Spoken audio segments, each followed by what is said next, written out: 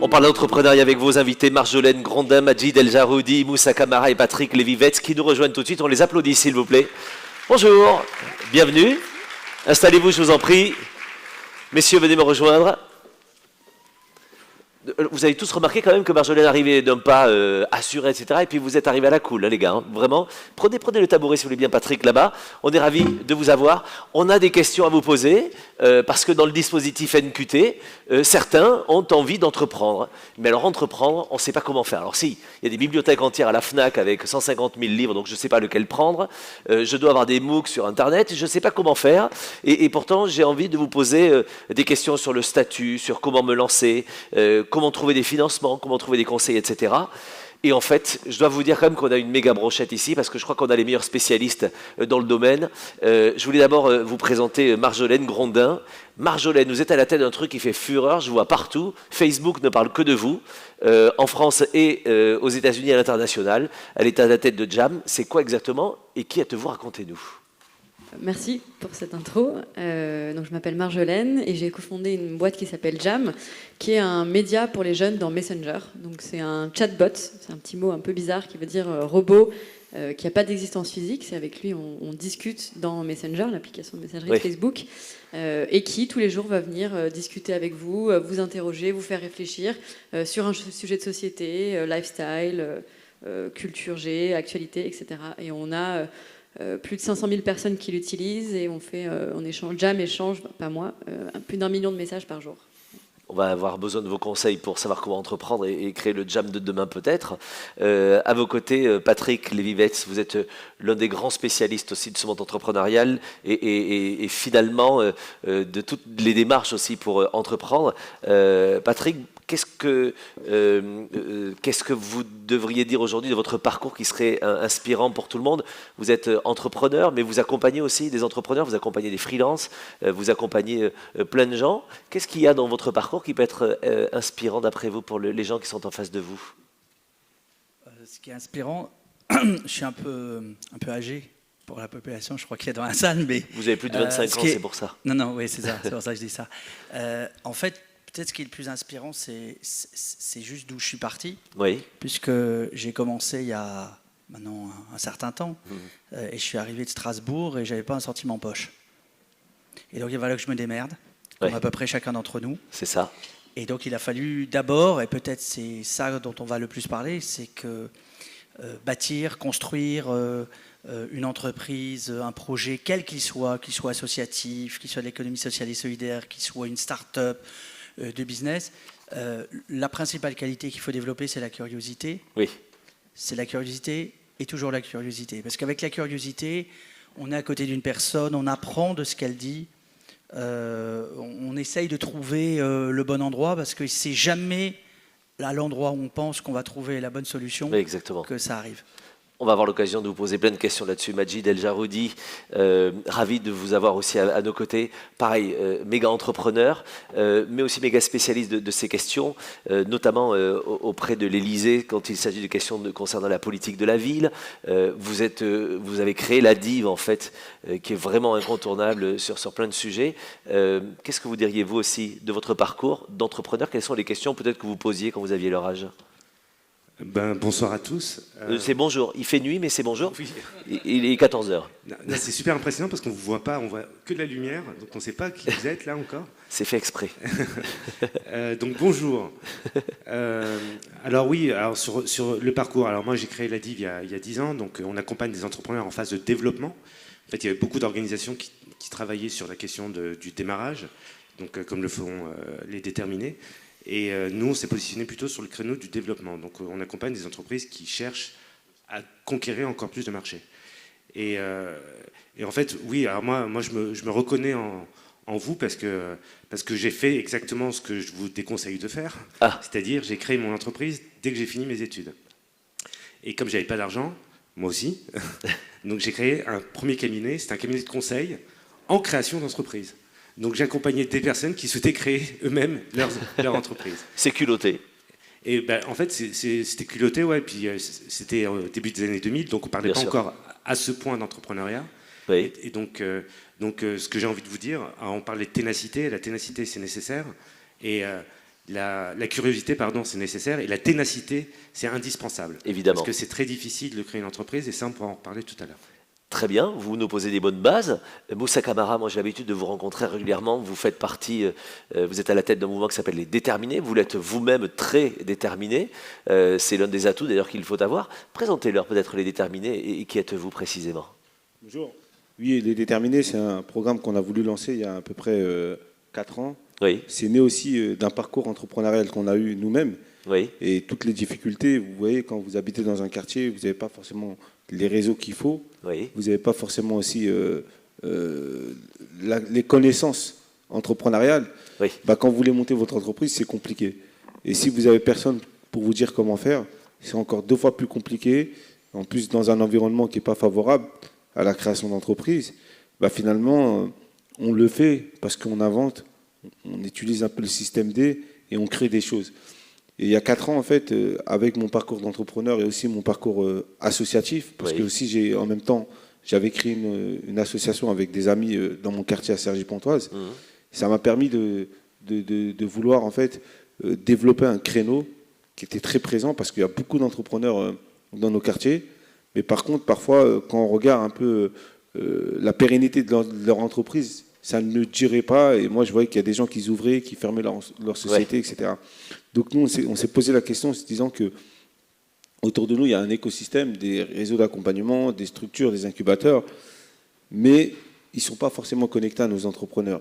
Donc l'idée du projet Déterminé, c'est de pouvoir sourcer dans un premier temps, essayer de repérer des profils d'entrepreneurs, et c'est de pouvoir les accompagner sur 6 mois en leur donnant toute la méthodologie, la connaissance, l'accompagnement. Génial. Vous pouvez venir chez nous sans forcément connaître un business plan. Oui. On va vous aider avec des professionnels à construire ce business plan. Donc voilà un peu l'idée des Déterminés, c'est en quelque sorte démocratiser la pratique entrepreneuriale dans nos quartiers, dans nos zones rurales. Et donner le déclic pour le lancement, parce que ça va être ma première question. Je suis dans la salle en train de vous écouter, je fourmille d'idées. On est d'accord, on ne parle pas aux jeunes, on parle aux entrepreneurs, que l'on ait 15 ans, 16 ans, 14 ans parfois, ou 77 ans, on peut avoir des idées et l'envie d'entreprendre.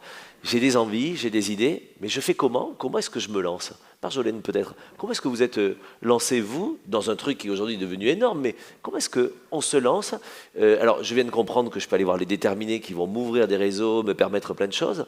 Vous avez fait comment? Et peut-être des conseils déjà sur ce lancement. Alors moi, j'ai commencé pas juste après mes études, mais pendant mes études. Oui. Ce qui enlève un poids, qui est qu'en fait, je comptais pas sur ma société pour m'aider à payer mes factures. C'est ça. Voilà, j'avais ce statut d'étudiant, et donc je pouvais vivre. Et en fait, j'ai voulu monter ma boîte comme d'abord un projet, en me disant on verra ce que ça donne, mais j'avais pas cet impératif de il faut que ce soit mon travail dès le début. Ça a changé une fois que j'ai été diplômée, où j'ai vu tous mes amis de promo aller chercher des jobs classiques, et où moi je me suis dit ah ouais, maintenant il faut que je paye mon loyer, il faut que je me débrouille, comment on va faire? Et en fait, bon, on s'est débrouillé avec Système D aussi. Je faisais du freelance à côté. Alors, ce qui était marrant, c'est que les compétences que j'ai acquises pendant mes études ne sont pas du tout celles que je suis allée vendre sur le marché du travail freelance. Parce que voilà, je faisais du community management, des petits sites internet, des blogs. J'ai été payée pour tweeter à une conférence. Enfin, des choses que j'ai clairement pas appris pendant mes études, mais plutôt en montant ma boîte. Donc, de toute façon, moi, j'ai envie de dire un truc, c'est que pour moi, c'est la meilleure école que j'ai jamais faite, c'est de monter ma boîte. Et pourtant, j'ai fait plein d'écoles différentes, j'ai appris plein de choses, mais de toute façon, ce sera jamais perdu. Donc la première boîte est la bonne, ou vous avez planté la première avant de monter une autre, ou non? Alors, j'ai un peu maquillé le truc, j'ai pivoté. Ah, c'est joliment dit, ça veut dire quoi? Ça veut dire que le pivot, c'est un terme qui est emprunté au monde du basket, où en fait, on s'arrête et on doit changer de stratégie, et on doit prendre en compte là où on est, où est-ce qu'on a des adversaires, la compétition, au contraire des alliés, il faut aller marquer. Et en fait, on change une chose. Donc, nous, on a changé la technologie, le produit, mais pas la vision, qui était toujours d'aider les jeunes dans leur vie quotidienne et les inspirer. Sauf qu'au début, on a commencé par une plateforme d'échange entre étudiants, et petit à petit, c'est devenu ce robot dans Messenger, donc ça n'a rien à voir. Ouais. Mais je m'en suis sortie en pouvant dire que je n'ai pas planté ma première boîte, j'ai juste fait évoluer. Mais ce n'est pas grave de planter sa première boîte pas aussi. Grave du tout. On se l'est déjà dit. Qui vous a aidé à ce moment-là? Vous avez téléphoné à qui? Vous avez vu qui? Vous avez lu quoi? Alors, le premier bouquin qu'on m'a offert, c'était un bouquin de la FNAC, justement, créer son entreprise. On me demandait de définir ma zone de chalandise, je ne sais toujours pas ce que c'est. Et en fait, c'est des amis qui me l'ont offert. Et moi, j'aurais dit, mais pourquoi vous m'offrez ça? Il me dit, parce que tu montes ta boîte. Ah bon? Et en fait, j'étais tellement passionnée par le côté projet que j'avais pas l'impression que c'était une carrière, que ça allait être une entreprise. Voilà, c'était pas ça qui m'intéressait. Et finalement, le premier livre que j'ai vraiment lu quand je me suis lancée, c'est Rework.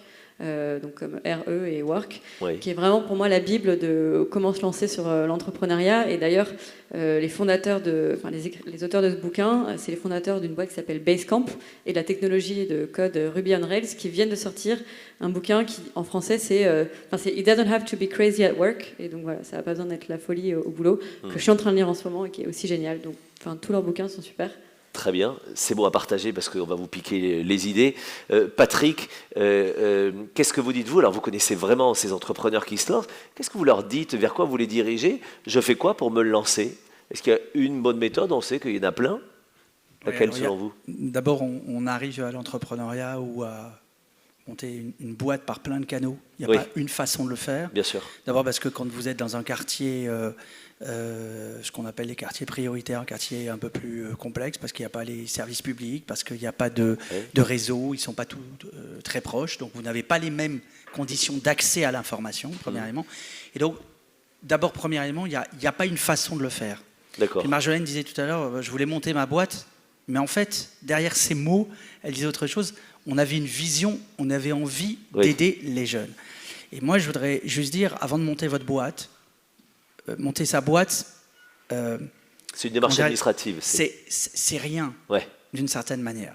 Ce qui est le plus important, c'est d'avoir un rêve, c'est d'avoir un projet, c'est d'avoir une idée, c'est d'avoir l'idée qu'il y a un besoin, qu'on a l'impression qu'on n'a pas de solution pour ce besoin, qu'on a eu un besoin, qu'on a eu une envie, qu'on n'a pas trouvé la solution et qu'on va trouver un projet pour le faire. Et je vous arrête là, Patrick, juste pour une question sur l'idée déjà. Vous parlez de l'idée. Donia, quand elle vient nous parler tout à l'heure de My Mama, finalement, c'est une idée qui existe partout, c'est les traiteurs. Alors, il se trouve qu'elle le personnalise avec une idée géniale, elle est voir les mamas pour ça, mais il faut peut-être rassurer les gens. On n'est pas obligé d'avoir une idée génialissime pour lancer sa boîte. Il faut qu'il y ait un besoin, en fait. Bon, d'abord, premier élément, c'est mieux d'avoir une idée plus géniale qu'une idée de merde. De merde, voilà, exactement. Donc ça, premier élément, évidemment. Deuxième élément, quand on est déterminé, sans faire de jeu de mots, et qu'on a la conviction qu'il manque quelque chose, fallait le vérifier. Et probablement que c'est en parlant qu'on se dit oui, c'est bien ton truc ou non, c'est pas bien ton truc. C'est pour ça que l'interaction dans des incubateurs avec d'autres entrepreneurs, avec des porteurs de projets, des responsables d'associations, c'est extrêmement important parce que c'est de la compétence ou de l'expérience qui vient s'ajouter à notre propre idée.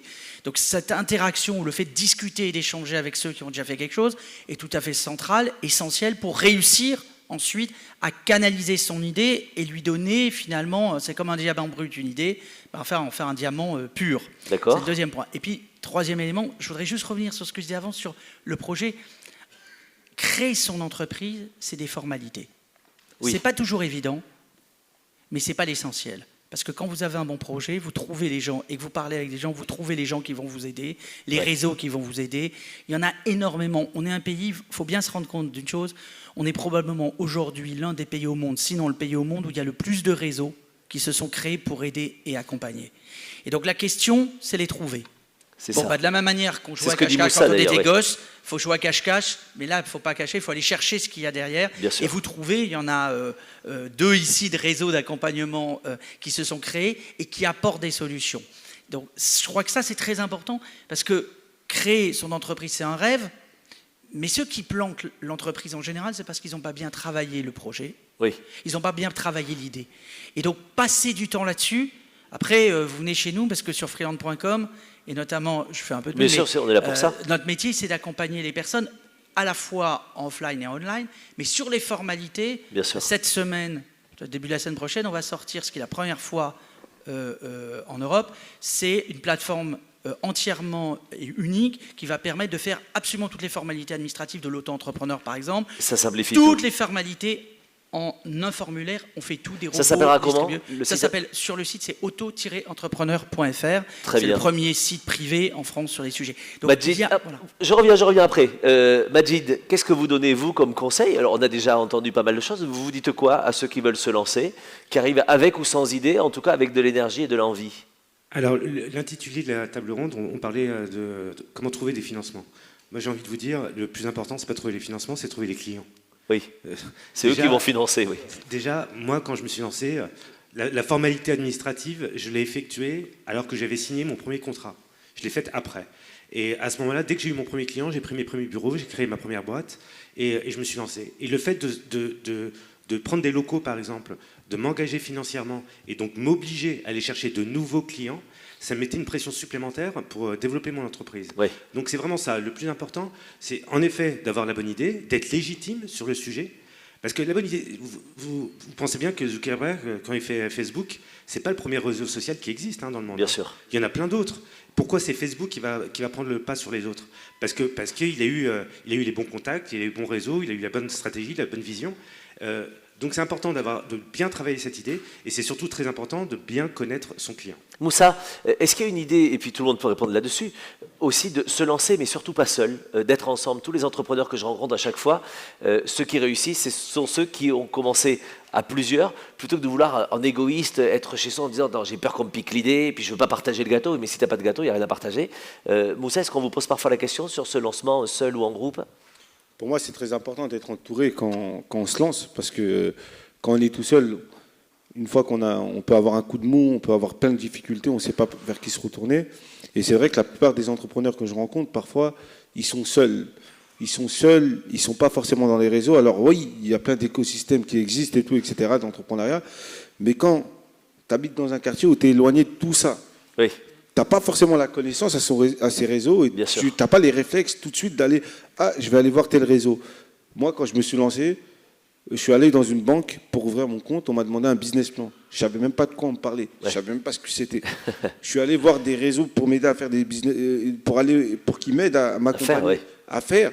Ils m'ont dit « Ouais, c'est quoi votre présentation de projet? C'est quoi votre business plan ?» Je ne connais pas, je n'ai pas ça. Je l'ai dans la tête. Donc, moi, j'avais le marché. Pareil que Majid, j'avais un marché, j'ai eu une opportunité, j'avais un marché de me lancer dans les métiers du télécom.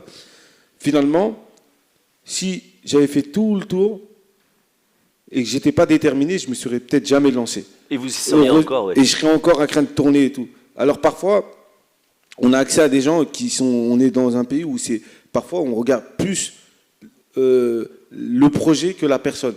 Moi, jamais on n'aurait misé un centime sur moi. Mais finalement, aujourd'hui, voilà, tout ce que je fais, je l'ai construit parce que j'étais déterminé. Et autour de moi, je vois que des personnes comme ça. C'est pour ça, pour moi, avant même le projet, la personne, elle est importante. Une personne, elle peut avoir un bon projet. Si elle n'incarne pas son projet, elle n'a pas cette motivation d'aller au bout, bah finalement, ça ne marchera pas. Patrick. Et ça aussi, juste pour terminer, c'est pour dire que l'entrepreneuriat, ce n'est pas aussi fait pour tout le monde. Il y en a, ça sera des bons salariés, et ils seront bons dans leur domaine.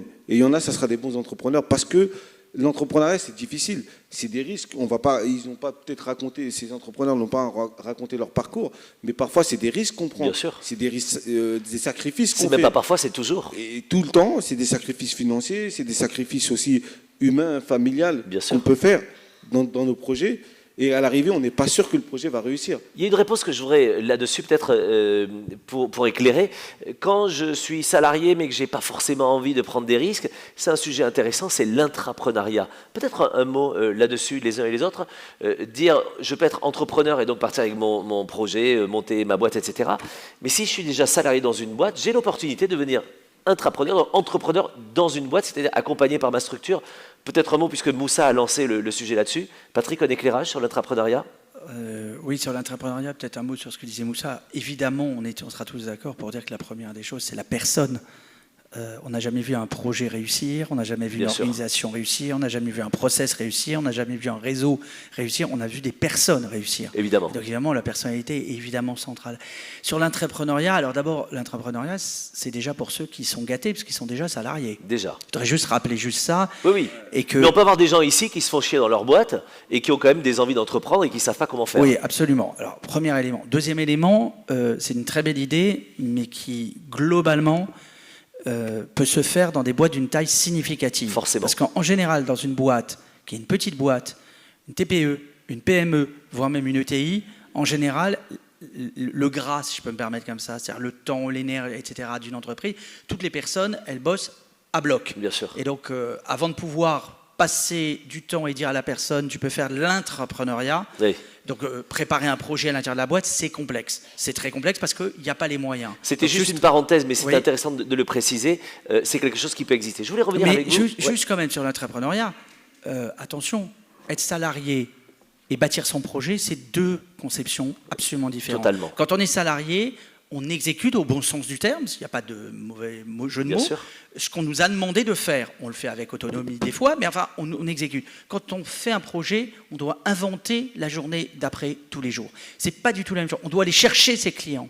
C'est pas du tout la même chose. Et ce mouvement est un mouvement plus difficile qu'on imagine de prime abord. Et puis après, il faut trouver son équilibre et son centre de gravité dans cette vie-là, et parfois de dirigeants solitaires. Juste un mot sur le statut. Dans cette table ronde, on parle aussi du statut.